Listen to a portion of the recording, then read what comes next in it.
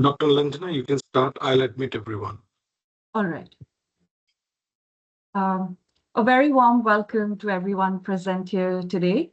My name is Dr. Nilanjana Sen, and it is my great honor and privilege to welcome you all on behalf of HCLTech and the HCL Foundation for the second info and experience sharing session on the HCLTech America's Grant on Climate Action Edition 3. Launched in September 2023, the HCL Tech committed 5 million over 5 years to America's focused nonprofits to support scalable, replicable, and sustainable climate action projects in 10 countries, namely Argentina, Brazil, Canada, Colombia, Costa Rica, Guatemala, Mexico, Panama, Peru, and the United States of America. Today, as part of the experience sharing session, we have among us the winners of the second edition, OSA Conservation, an organization that many of you might already know. They've been doing incredible work in the Osa Peninsula of Costa Rica. I would encourage those of you who have questions, you may put your questions down in the chat. We'll make sure that we answer most of your questions. And do feel free to also write to us. We'll put down our email IDs in the chat. And you can write to us later as well, or anytime you have queries, feel free to reach out to us.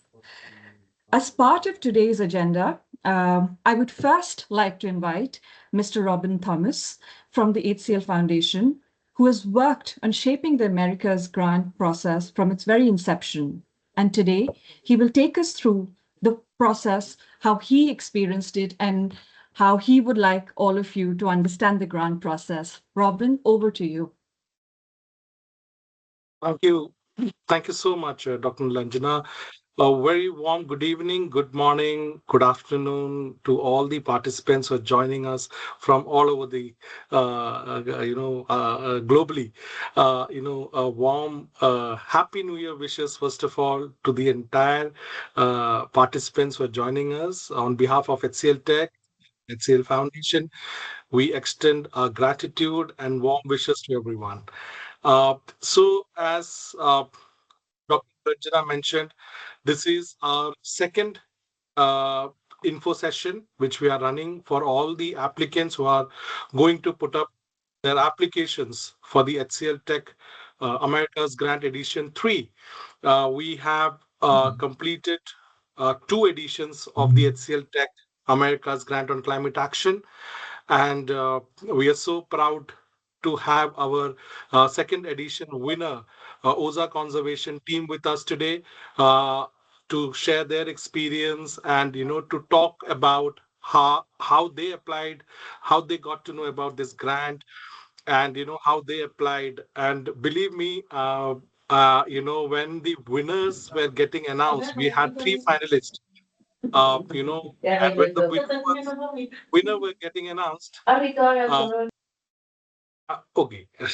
When the winner was getting announced, let me tell you, the founder of the OSA Conservation, the Spock who was, supposed to connect us, he was in the forest in the Costa Rica, and he couldn't knew that he was the winner, the team was the winner. So that is the commitment the organizations have when they apply for such grants. So thank you so much for joining us. I'll just very briefly touch upon the objective of this grant, why this grant has started, and what is the expectations from today's info session. So before I even go into that, I would like to thank our governance partner, uh, CAP America, Charities Aid Foundation America US. So they are our governance partner, and they are our second time governance partner. We have Nick and Kyla joining us from CAF America, and they are our team who will be reviewing all your proposals, all your application, all your documents, and they are our governance partner for HCL Tech America's grant. So welcome, CAF team. So we started this grant, America's grant, in 2023 with a motive of, reaching out to the organizations who are doing great work towards mitigating climate action. Now, in this third year, we are looking forward to organizations who will further take up this mission, vision of mitigating climate action. And this is a 5 million USD commitment for 5 years. Uh, each year, we are awarding 1 million USD to three organizations, out of which 500,000 USD is given to the winner organization for a 2-year project, and 250,000 USD respectively to the two other finalists who reaches till jury round. So there is one question which all the organizations they have been asking us, that how many proposals we can, like, what is the funding which we can put. So let me tell you, the funding which you have to put is 500,000 USD. So that's the proposal you have to make for HCL Tech. You can have other sources of funding in the same proposal, but HCL Tech will give you only 500,000 USD if you are announced as a winner. So your entire proposal has to be written for a 500,000 USD budget for 2 years. And further details, CAF America would take you through. So now I can see Pedro also joining us. Hi, Pedro. So Pedro is the founder of Aguilando, and Aguilando is our first winner in the edition one from Brazil. So a big round of applause for Pedro, who's joining us from the Aguilando, Brazil. And we have the team of Hausa Conservation. They are the winners. First of all, congratulations on behalf of the entire participants at HCL Tech, and thank you for joining us. So would you like to say something, Pedro? I can see your beautiful smile, and Lucy is also here. Yeah, you can say it in Spanish or Portuguese. Pedro, o Robin perguntou se você quer falar alguma coisa. I'm sorry, I'm Esperança from Argilanda too, Oh, and I yes, will yes, be yes. translating to Pedro, okay? Hello, Robin. Hello, hello. Hi, Robin. Oi a todos. Eu vou me permitir falar no meu idioma nativo, que é o português, e mostrar o quanto esse prêmio ele alcança a gente em todas as nossas culturas. Esperança, traduz para a gente. So Pedro will be using an excuse to use his mother tongue. So he will be speaking in Portuguese and I will be translating to you. Sure, And sure. he Please would go ahead. like to say how important it is, this prize, this grant to us and to everyone that can reach it. Wonderful. Desejar Thank sucesso a todos. He would like to wish success to you all. Thank you. Thank you so much, Pedro, for joining us. And thank you, Aguilando team, for joining us. Lucy, you will get a mic soon to talk about your project, your experience. So before I get into we get into the deliberation, I would now invite our CAF team to take you through our application process, our selection parameters. And believe me, guys, this session would really help you to understand what all are the parameters which we look into the applications when you submit an application. What are those selection parameters? So this is also a feedback to all the organizations. When you are writing your proposal, these are the parameters on the basis which we evaluate the proposal. So Kyla and Nick, first of all, they will be taking you through the entire application process. What all are the documents which you have to submit to us? So once you submit the documents, what are those parameters basis which we are evaluating the proposal? So please treat this entire session as a feedback session also, where you are getting capsules, or where you're getting an idea on how these proposals are evaluated. So now over to you, CAF team. Thank you so much. Thank you so much, Robin, and good morning, everyone. Nick, do you want to share your screen? Perfect. Okay, so my name is Kayla Harrington. I'm joined by my colleague, Nick Ebert, and we are going to take you through just a bit about the application, some general notes, a few frequently asked questions that we have, or that we've seen, as well as the parameters through which we'll be actually scoring the applications. So Nick, if you want to go to the next slide. First, just a little bit of background on CAF America. CAF America is HCLTech's due diligence and grant-making partner for the Climate Action Edition 3 grant. We had the privilege to work on the Edition 2 grant, as Robin mentioned, and we had such a wonderful time doing that. So thrilled to be doing it again. We helped to support HCLTech in the application process, the actual due diligence, the ultimate grant making, and then any grant reporting that will come out of these proposals. And Nick, I'll turn it over to you for the next part. Thank you, Caleb. So some general notes about the application. A couple things. One, if you applied last year, one big change from last year to this year is that we have gone away with the concept note phase of the application, and you will be submitting one single application to us. So instead of doing two different phases, concept note, and then being invited to do the full application, you fill out all that same information once at the same time. I also wanted to mention a couple parameters around how we'll be evaluating the organizations, which organizations are eligible. This call is open to any organization that performs social purpose work. Public universities and even private businesses that have a charitable mission or social purpose would be eligible to apply for this. However, organizations must be registered or have a partner organization registered in the country where the activities will take place. Programs can work across borders, but there must be a registered organization supporting the work in each country where the activities will be taking place. Your project must be aligned with climate action, and this can take the effect of either very long-term, short-term, tangible impacts on climate, for example, reforestation, emissions reductions, or your solution can help address climate issues in more creative or less tangible ways, for example, advocacy. Please be prepared as you're filling out your application to explain how technology is aiding your intervention. Technology can either be used directly in the implementation of the project or in the evaluation of the project and its impact.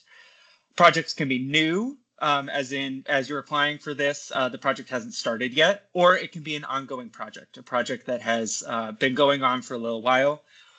One comment, though, about that is that we cannot provide support for any expenses that have already been incurred before the project is accepted. So while the project might have been ongoing for a couple of years, we would be only supporting future expenses for that project. Also, just to mention that partnerships are allowed, but re-granting is not allowed. However, I wanted to mention that payment for services to contractors, either individuals or companies, doesn't count as subgranting.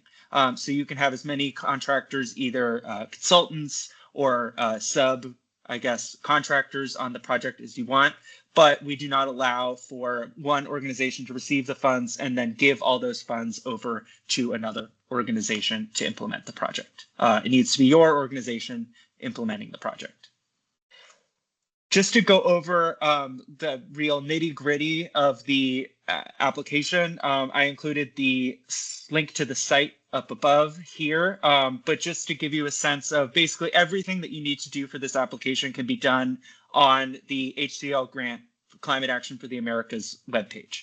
I wanted to go over a couple key features of this. One, there's a homepage which provides a lot of information in general about the program. There's application guidelines, which outline how you need to fill out the application, including eligibility, which is some of the information that I just went over. The selection process guides you through how these projects will be evaluated, as well as the timelines for the different phases of the selection. Resources, I'll go over in a second, but they have helpful resources both from last year as well as this year to be able to help you go through those. FAQs, we're always adding frequently asked questions to this page. So any questions that we receive from you via email, we try to respond to those and then add them to this FAQ. So if you have a question, make sure that you take a look at that.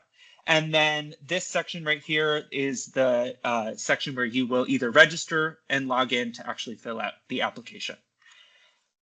Just to go over a couple overall application guidelines. This is in the page when you click on application guidelines, there's this information.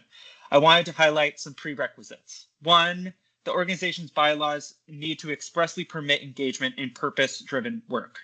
So as I mentioned, it can be a private business, it can be a business that is a for-profit, but it needs to have a social purpose within it. The proposed project must be designed for direct implementation. As I mentioned, there's no sub-granting allowed. So your organization must be the main implementer of the project or a partner organization.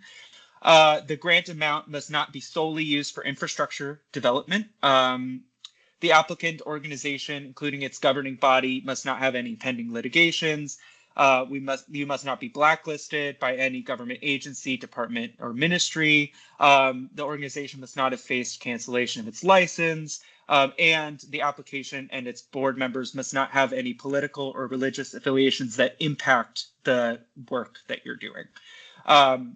In essence, if we identify during our due diligence process that any of those parameters are met, unfortunately, your organization will be deemed ineligible. Two things on the resources tab. We have gone through and gone step by step through the application process, all the way from registering your organization for an application to filling it out to uploading all of the supporting documents. We have a guide for this in English as well as in Spanish. So please feel free, if this session isn't enough information for you and you need some help filling out the application, please feel free to check out on that resources tab these two guides. They're only about 10 to 15 minutes long, and if you're having any technical issues, they will be very helpful for you. Just to give you an overall on registering and logging in, if you already have an account with us or you've begun an application, you should have an email and a password that you would have added. If you have not logged in before, you would click on this register button. Two things to mention about the registration. Please make sure that if you're filling out the registration, you're the right contact person. We'll be in contact with you as the person who fills out the application throughout for any questions that we might have, as well as news about the application. So please make sure that whoever's filling out the application is the right person to contact. And secondly, please try your best to use the legal name. There's a section on that registration page to fill out the name of the organization. Please try to use the full registered legal name of the organization. That helps us a lot in our due diligence process, so we don't have to search for your organization afterward.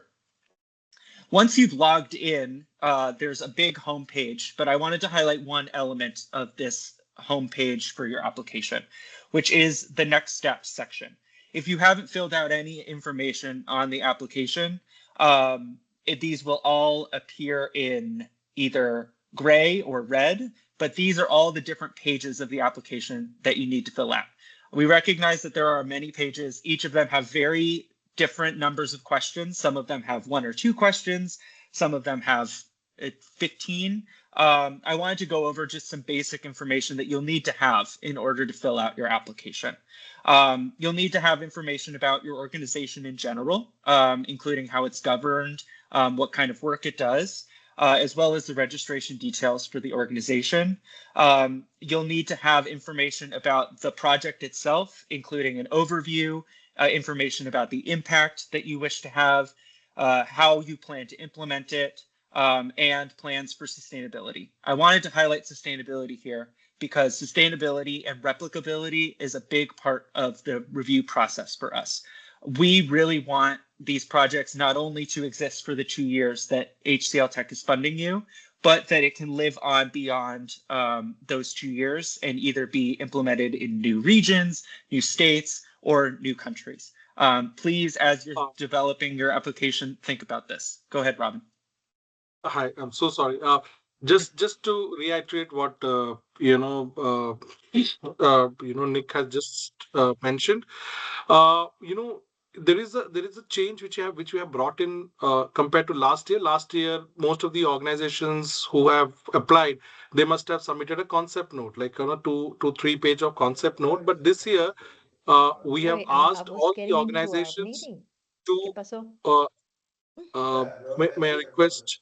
May I request everyone to please go on mute, please? Okay. So this year, change is that we are not asking you to submit a concept note. We are asking you to submit as a full application.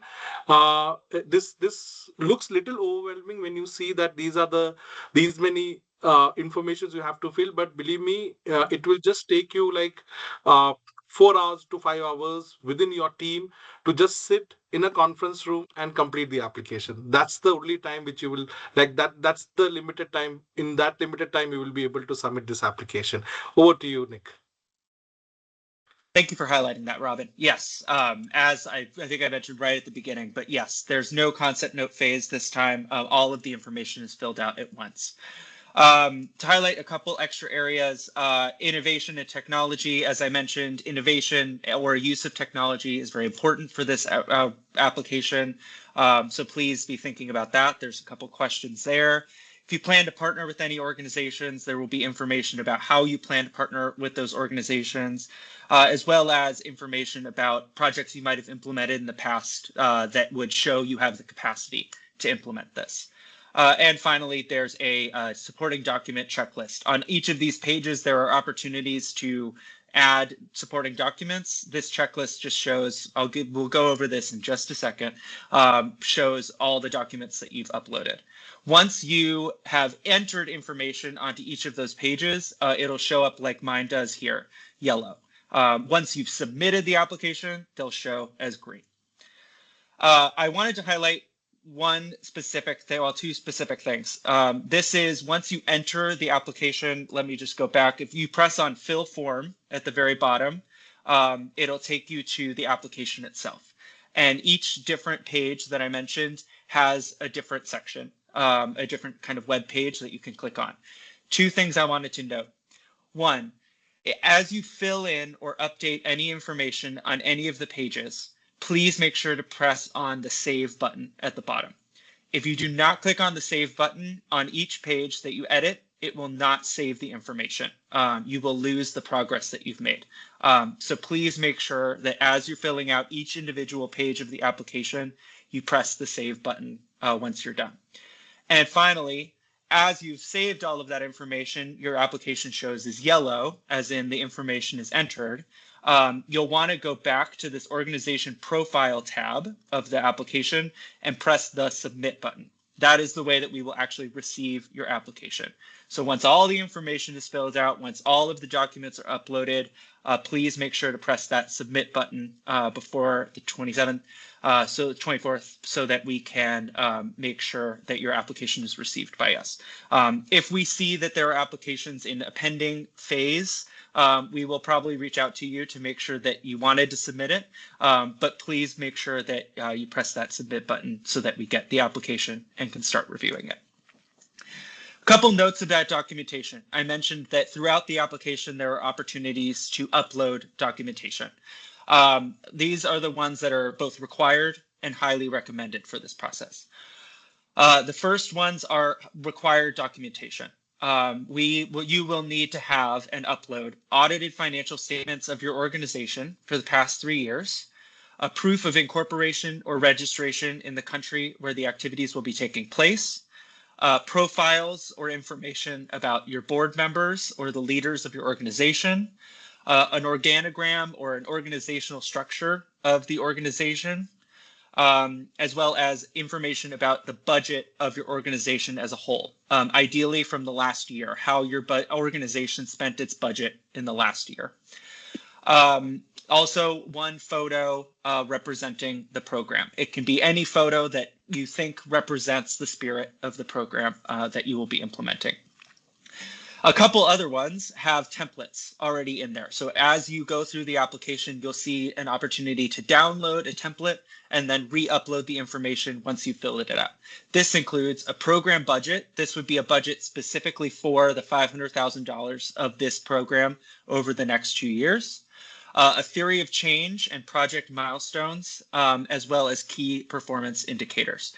As I mentioned, there is a template for each of those four and instructions within to be able to fill that out in the best way possible. We also recommend, and there are spaces to upload, a video of no more than 2 minutes introducing the project. So you can take a video with your partner organizations and give us a sense of what the project will be about. If you have a baseline or a needs assessment study about the project, you can add that there, as well as a profile or a resume of the proposed project lead. This is, I know it's a live documentation, but it really helps us perform our due diligence process. And the more information that you can provide, the stronger your application will be. Kayla, I think I'm passing it over to you to take us through the rest of this. Yes, thank you for that very detailed understanding of everything. So just a quick timeline on everything. We're currently working through our call for proposals. All proposals are due on January 24th. So please make sure that you have everything in by that time. Completed applications are going to be considered much more strongly than incomplete ones.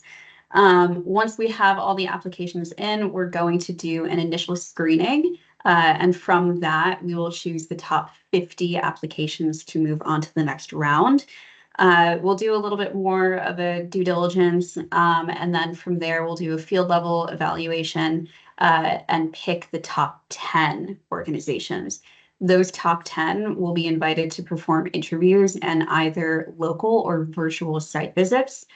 Once we have those top 10 interviews completed, we're going to do a jury proceeding and choose the top 3 projects, and from there decide the funding for each of these organizations.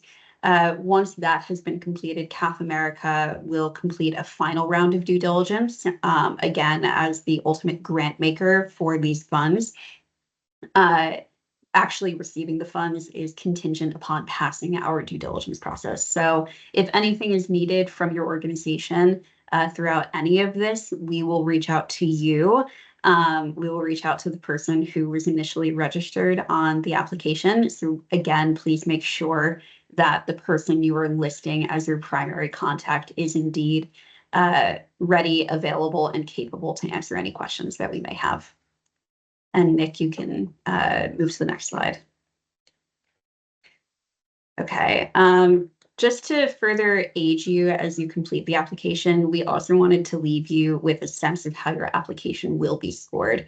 So we'll primarily be looking at 2 broad categories: organizational details and project details.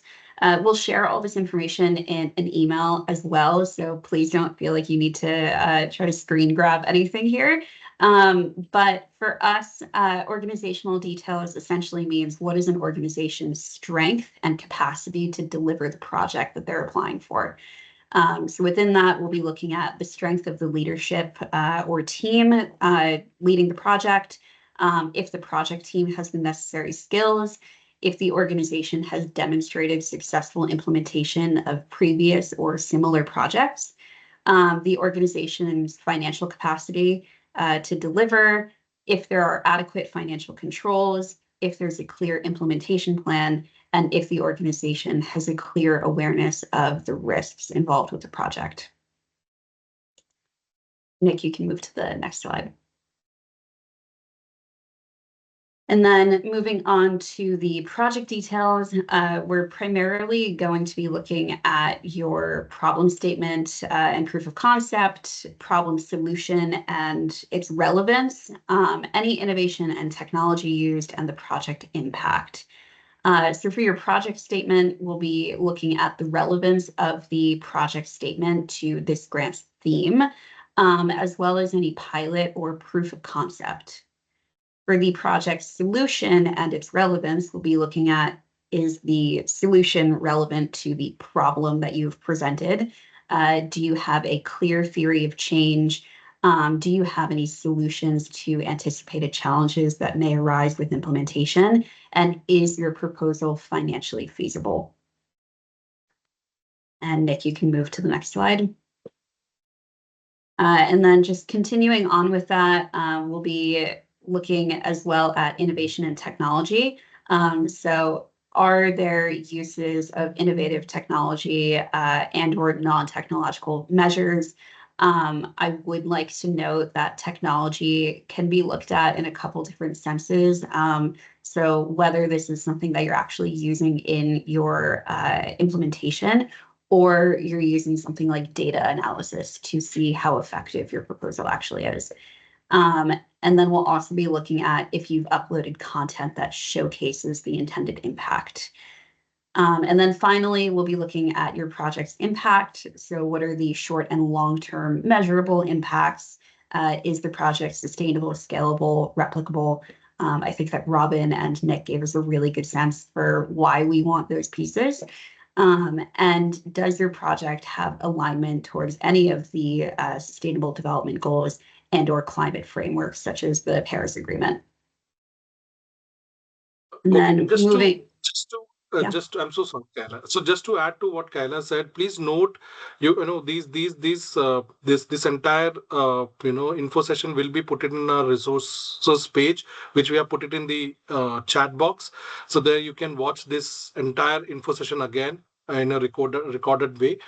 But only one thing which we would like to highlight is these are the parameters. So many organizations have been writing to us, as I said, the what has been the parameters, why our proposals were not selected. So please note, we can't actually write back to you with individual reasons of disqualification because these are, the entire, selection happens through two means. One is qualitative and quantitative. So we do both qualitative and quantitative analysis of your proposal. So these are the parameters on which these analyses are done. So you can take a picture and you can actually visit our resources page, and then again, these materials are available there. Thank you. Over to you, Kyla. Thanks, Robin. Nick, you can move to the next slide.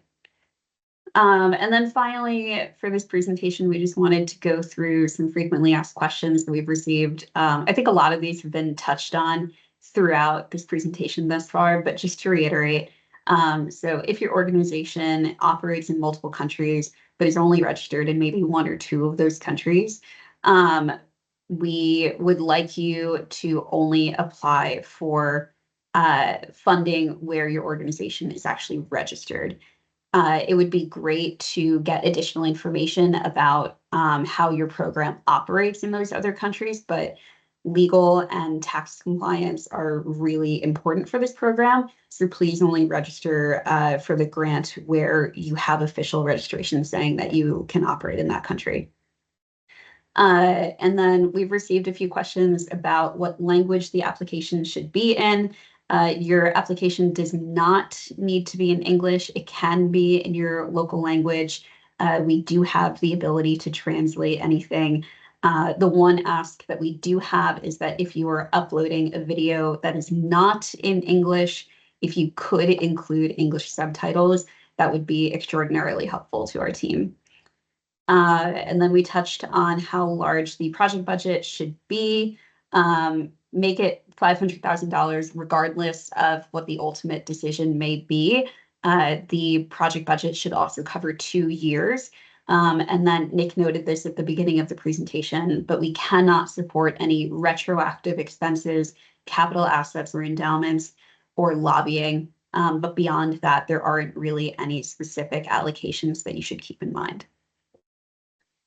All right, Nick, you can move over. Replicability, I think that we've really touched on this a lot, but if you can show that your program is replicable and or scalable, then it has a much higher chance of being successful. We want to know that your project can stand on its own feet beyond the funding that we give it, beyond the 2-year commitment. So if you have great ways of showcasing that, then please share that information. It'll only strengthen your application. And then finally, we've received a few questions on partner organizations. So if you're working with a partner organization, please only submit one application per proposal. Do not submit one for your own organization and then have your partner submit another application. Basically, just think of it as if you were working on a proposal, it should be a proposal per application. And I think that should cover it for our portion of things. So I will turn it back over to the HCLTech team.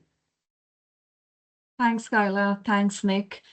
I would now like to invite Lucy from OSA Conservation, and she'll be taking us through the work that OSA Conservation has been doing with the help of the HCLTech Americas grant. Over to you, Lucy. Thanks, everybody. Okay, so I'm going to take 5 minutes to walk you through OSA Conservation's proposal. As was stated, OSA Conservation is incredibly grateful to have been awarded the HCLTech grant in 2025. As you've heard many times, this is a 2-year grant. And so we're about a quarter of the way through our project implementation work, as we were awarded about 6 months into 2025. So I'm going to share my screen and start with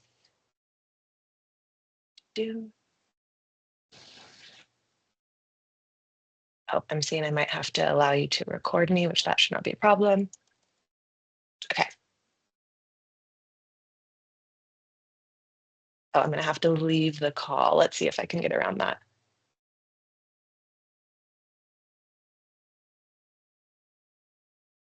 Dr. Lanjana, if you could just share the presentation rights to Lucy, because I can't see that. She has presentation rights. Yeah, we worked that out at the beginning.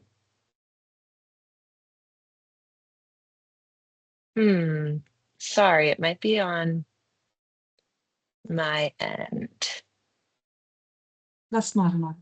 No worries.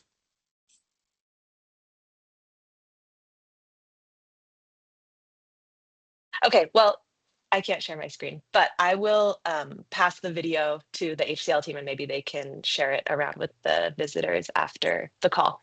But I wanted to share, and I will make sure that somehow you get access to this, the video that we submitted to HCL at the beginning of the project that really helped our team nail down on a lot of what they've been talking about, including scalability and replicability for this project, which seems like it was very central. And we definitely felt that on the OSA conservation side as well.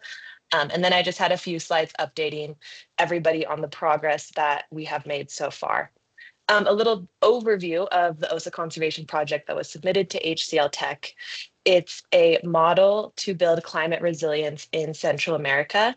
OSA conservation works at the intersection of biodiversity conservation and climate change. So we're doing restoration and restoration and wildlife conservation, but at the intersection of climate change, which means that we're working along elevational gradients to restore habitat connectivity. So that means that we're working from sea level to mountain tops up the mountain with private partners, local landowners, local NGOs, and government agencies to restore basically like a green highway for wildlife, so that as climate changes, wildlife has the habitat connectivity to move up the mountain and find cooler climate refugia. Since HCL has given us this grant last year, we have planted over 128,000 trees from the lowlands to the highlands, including 120,000 mangrove trees. And we have 188,000 trees propagating in the landscape across our 5 native tree nurseries that are run by local communities that will be planted over the coming 18 months.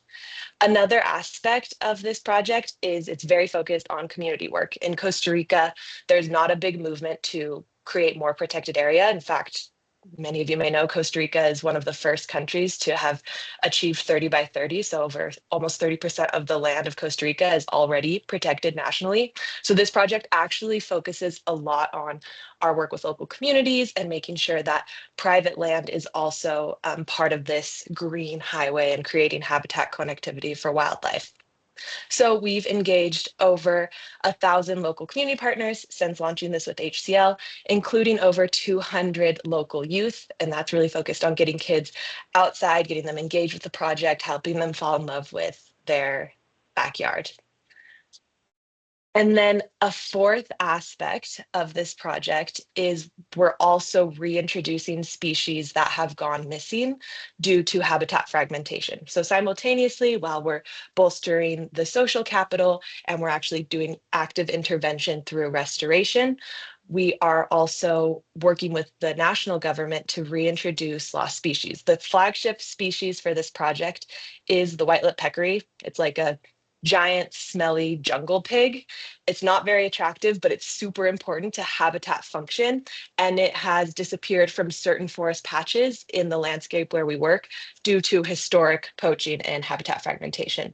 So while we and this network of groups that we work with on the ground are working on addressing these those limitations that the species have faced in the past, we're also actively reintroducing this species, which means taking the species from where they do exist within the country and physically relocating individuals to forests where they should exist but are locally extinct. So it's a very large project. It was we laid the foundation. We kind of launched this project back in 2019, and our pitch to HCL is that with this funding of 500,000 over 2 years, you'll really be able to move us to the next scale of active tree planting, scaling the people that we can work with, scaling on the ground who we're engaged with, and simultaneously we're documenting all of this work with our scientific partners and producing peer-reviewed articles that kind of publish how this is happening, how you can talk about wildlife conservation and climate scale intervention, and try to replicate that in other places throughout Central and South America. That was a little clunky without you being able to share my screen, but I'll make sure that I pass you the resources so that hopefully you can scale through that. And I can also, I'm happy to share my email if people have more specific questions. Thank you so much, Lucy. Thank you so much. We'll now open the floor for questions. So if you have any questions, please feel free to raise your hand or put. So we have the first question from Danielle. Please go ahead.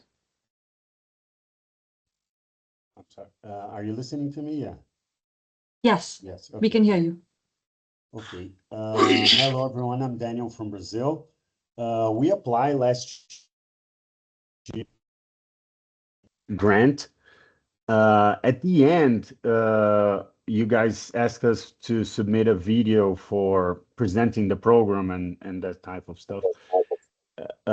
We recorded a very simple video of me explaining, and then when we got the final results, was like all this cinematographic, like very pretty and well done video clips of the project. Was that part of the process? Will be that part of the process also for this year? That's my question, because I'm not sure if that was in the criteria or you guys helped the winners to make the videos, or how did this work last year? Yes. So, hi, Daniel. This is Robin Thomas from HCL. This is a very good question, Daniel. There is no such rules for making video. It can be a raw video. The only exception here is that your voice should be, if you are talking, your voice should be very clear. That is the only thing which we want. What you would like to pitch for your project. We actually asked all the organizations to make this video to explain your proposed project. It is not necessary that it has to be a very cinematographic or an expert video. It can be a raw video also, and the video which you saw, those are the finalist videos which were specially made for the jury round. So, but the selection all happened. We also had selection of the organizations who had raw videos as well. So there is no such rules of putting a great video. Any organization with their own capacity, with their own resources, they can put a good video which they think is explaining their project very well. Nick, if you would like to add to this. No, I agree. I think the main thing that I would highlight, though, is within the video, we really want to see the project come to life. It's an opportunity for you to take what you put on paper and become kind of more real. If you can connect with who the project will be benefiting, take video of the places where the project will be taking place, that kind of thing allows us to really connect with the project. But it does not have to be a professional video by any means. Thank you very much.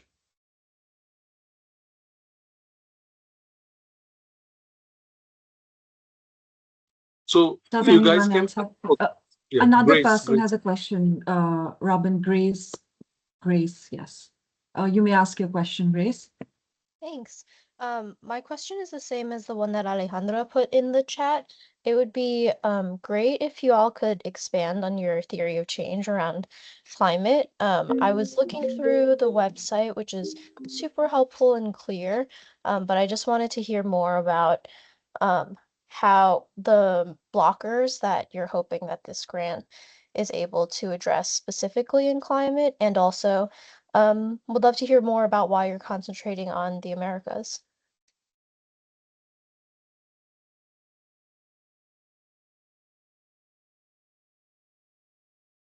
Nick, you would like to take up this question? Yeah. Well, I think so. There's two parts to this question. One, I think, is more of an HCLTech question. What are you hoping to get out of climate action by funding this project, and why are you focused on the Americas? I think that might be a question for you, Robin. And then I'm happy to take us through the templates after. So so HCLTech has its presence in 60 countries. Right now, this is a replication model of our India grant, which we are running for 10 years now. We have just celebrated our 10 years, and this is also in India a very famous grant for organizations who are doing great work in the fields of education, health, and environment. Now, you all know that environment, climate action is one of the most urgent need of the hour now. All organizations have to put up, countries have been putting up their money, resources to mitigate this challenge. And HCL Tech is now also committed uh, to work with organizations, as I said, who are doing great work towards climate action. And it includes afforestation, wildlife, anything which is connected to mitigating the challenge. So HCL Tech has its presence in these 10 countries in the Americas region. So that's the reason we have only kept these 10 countries where HCL Tech has its presence. Right now, we don't have any other presence in Latin America, apart from these 10 countries, but otherwise we are present in Europe, APAC. So we have also pitched it to the management to make it a global grant, but right now it is only for the Americas region, and these regions have been selected basis our HCL Tech offices in these 10 countries. Yeah. Over to you, Nick. Thanks. And one other comment, just because Grace, you specifically asked about blockers around or issues around climate change. We have seen a lot of variation in the types of proposals that we've gotten, both from really tangible, I mean, I can think of underwater ecosystems. We've seen advocacy projects, just more around information about climate change. It really depends on what your organization is good at. And I think I would highlight the strengths of your organization in terms of climate change. But there is nothing specific that we're looking for so long as it has climate action. I know I saw there were some requests both from you, Grace, as well as Alejandra, to go through quickly the theory of change template. So I did want to show you all this. Hopefully you can see my screen in Excel. This is the template that's online. It's relatively simple if you've ever filled out something like this before, but the idea is to show us from the very inputs or the actions that you're taking to the outcomes that you hope to see. So inputs, for example, can be across the different quarters of the 2 years of the project, things like volunteer hours, things like man hours, things like expenditure, things like a purchase.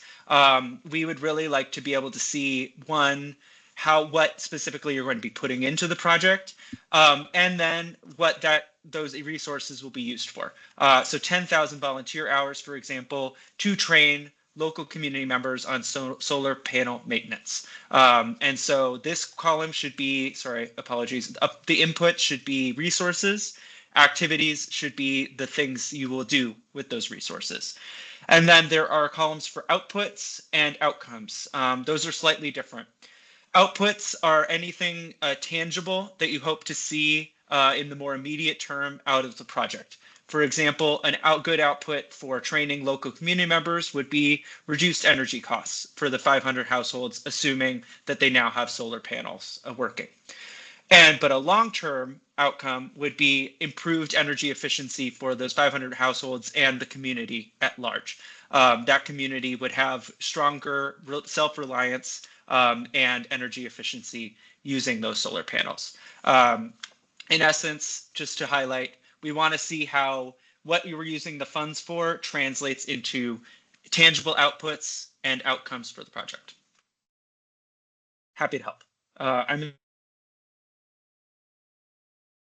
We have a question in the chat. Can you please expand on the sanction project letter / MOU requirement? Is this any document that demonstrates an active partnership?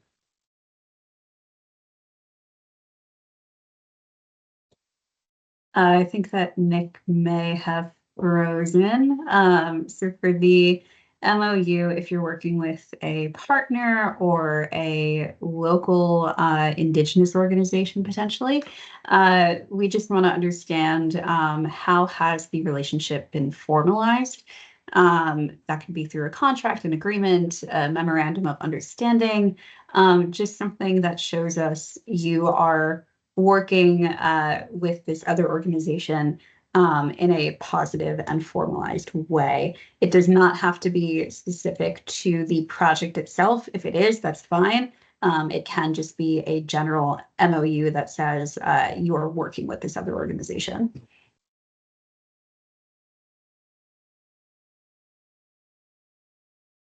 Are there any other questions?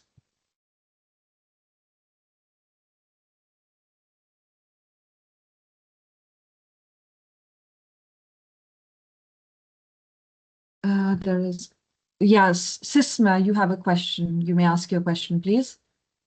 Yes, hi, this is Rachel from Cismam Her, an NGO from Colombia. I have one question. I was checking the website and I catch all the information that is needed, but only in the question section and in the parts of the page that you show us. I would like to ask if maybe there is a document where is all this information come together so we can check. I don't know if that exists or if it's possible to that information could be provided to us. So that is actually my own question. Okay, so we are showing what is available in the website. There is nothing which we are showing outside of the website. So if you go login, you get a login ID password. When you get the login ID password, this entire application which you will fill is what we just showed you. We will be putting this recording there, and if anything, there were some slides which were shown by the CAF team. We can actually circulate that slide, or we can put that slide also in the resources section, and you can download that, and for your future reference, you can actually keep that as a resource there. Yeah. Okay, that would be great. Okay, thank you. Yeah. Thanks.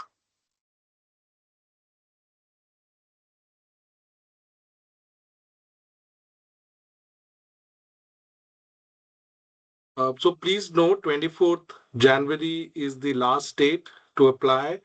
So requesting all the organizations to start filling up your applications. You have not yet started, and then submit it before 24th.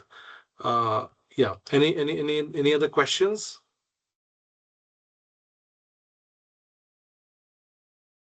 So the time zone will be your local time zone. Robin, there's one question by Sylvia that is there any document that demonstrate an active participation if there is no active partnership? I didn't get that. What do you what is? So someone asked, can you please expand on the sanction project letter MOU requirement?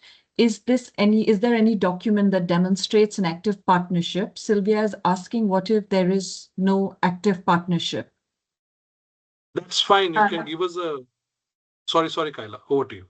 I'm so sorry. No, I was just going to say, if you're not working with another organization, that's totally fine. That requirement or that question is really just if you are working with another organization, partnering with another organization, then we want to see how you have formalized that relationship. But if it's just your organization, you're fine. Yeah, Sylvia, please. So You can unmute yourself, Sylvia. Yes, hi. Thank you for the explanation. I just to make sure. So if we don't have any partnership, we do not present the sanction project letter, or is that for some other function? What is it exactly for? If you're not working with another partner or anything like that, you do not need to submit an MOU. Okay, thank you.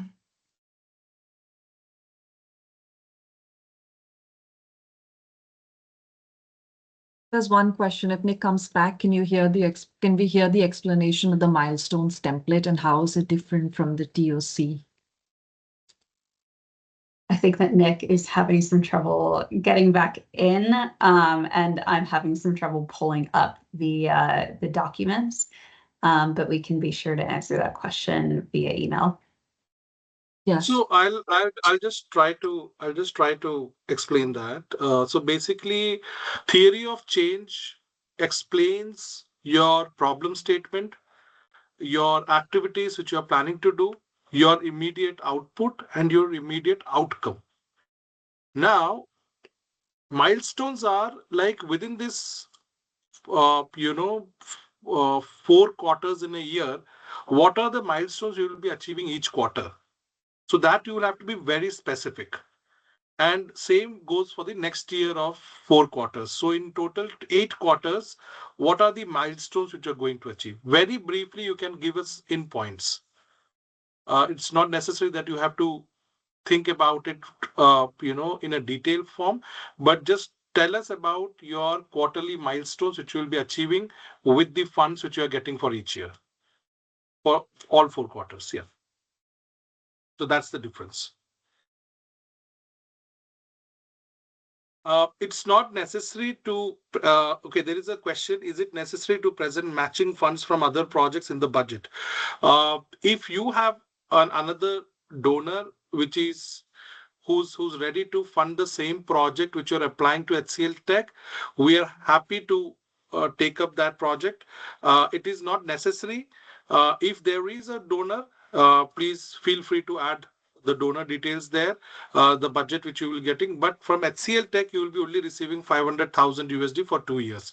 Rest of the funds, if there is any other donor for the same project, happy to support those projects. Yeah. Robin, Olga has a question. Is it necessary to present agreement or accord if we are allies? Kyla, if you would want to take this up. Based on my understanding of the question, if you are two separate organizations, you will need to share a memorandum of understanding or agreement or contract or something like that. That's the right understanding. That was the question. Yes. But if you have any reservations in sharing that, you can put up a declaration to us. If you are selected, then we might want to see it one-on-one. We can have a call with you and you can show it online to us.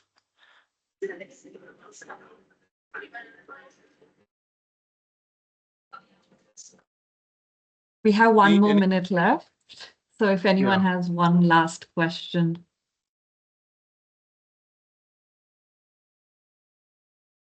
I think we are done talking, Lanjana. Yes. Thank you, everyone, for being present here today. I hope that this session was useful for you. And please know that we are always here to answer any queries that you have. So do write to us with any questions, and we'll make sure that we answer all your questions promptly. And we eagerly look forward to seeing all your applications. Robin, if you have any closing remarks. No, thank you so much. As Dr. Lanjana mentioned, we are really looking forward to see all your applications for this year. You now know the clear-cut selection parameters on the basis of which we are evaluating the proposals. If you have any further questions, please write to us at the America's Grant at HCLTech.com, and we have the winners also listed in our website. You can actually write to them as well, and they will be happy to support you in the explanation. Thank you so much, and a big thanks to the CAF team for taking us through the entire application form and all the details. Thank you very much, everyone, for joining us, and have a great day ahead. See you. Bye. Thank you. Bye bye. Thank you.